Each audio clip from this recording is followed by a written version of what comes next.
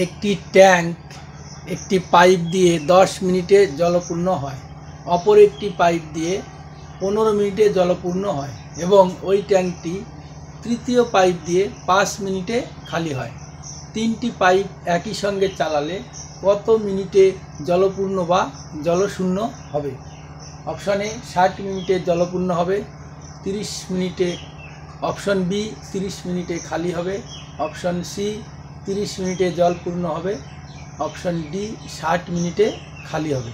এখানে প্রথম পাইপ দিয়ে জল পূর্ণ হয় 10 মিনিটে, তার মানে যেহেতু জল পূর্ণ হয় সেই জন্য এটাকে আমরা প্লাস বলবো, এবং দ্বিতীয় পাইপ দিয়ে জল পূর্ণ হয় 15 মিনিটে, আবার এখানে যেহেতু জল পূর্ণ হয় সেই জন্য এটাকেও প্লাস লিখব। প্লাস মানে ভর্তি আর মাইনাস মানে খালি, এটা আমরা এই অঙ্কের ক্ষেত্রে ধরে নেব।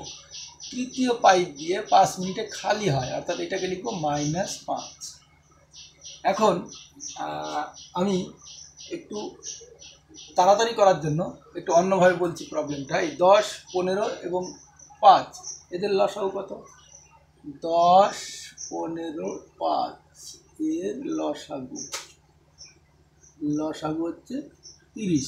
তার মানে যদি আমি ধরে নিই যে 30 মিনিট ধরে পাইপগুলো চলেছে, তাহলে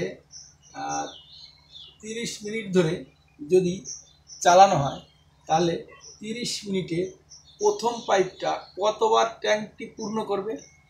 3 10 30, 10 মিনিটে যদি একবার হয় তাহলে 30 মিনিটে 3 বার ভর্তি করবে। তার মানে বলবো যে প্রথম পাইপ 30 মিনিটে 3 বার পূর্ণ করবে। দ্বিতীয় পাইপটা কি করবে? 15 মিনিটে যদি একবার পূর্ণ করে তাহলে 30 মিনিটে কি করবে? 2 বার পূর্ণ করবে। আর তৃতীয় নলটা যদি 30 মিনিট ধরে চালাই তাহলে কি হবে? 5 মিনিটে একবার খালি হয়, তাহলে 30 মিনিটে 6 বার খালি হবে। তাহলে আমরা এখন বলতে পারি যে 3টে পাইপই একসাথে চালানো হয়, তাহলে প্রথম পাইপটা 3 বার ভর্তি করবে 30 মিনিট চালালে, দ্বিতীয় পাইপটা 2 বার ভর্তি করবে। তার মানে এই দুটো পাইপ একসাথে যদি চলে তাহলে কী হবে? 5 বার ভর্তি হবে। আবার সঙ্গে যদি তৃতীয় পাইপও চালানো হয় তাহলে কী হবে? তাহলে আমরা বলতে পারি 3টে পাইপ একসাথে চালালে 5 বার ভর্তি হবে আর 6 বার খালি হবে। তার মানে বলতে পারি মোটের ওপর কী হবে? মোটের ওপর একবার ট্যাঙ্কটি খালি হবে।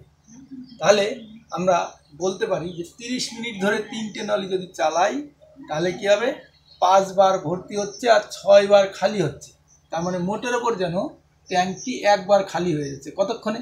30 মিনিটে। তাহলে আমরা বলবো যে 3টি নল যদি একসাথে চালাই তাহলে 30 মিনিটে কী হবে? ট্যাঙ্কটি কি খালি হয়ে যাবে। তাহলে আমরা এখানে বলবো অপশন বি হবে আমাদের সঠিক উত্তর।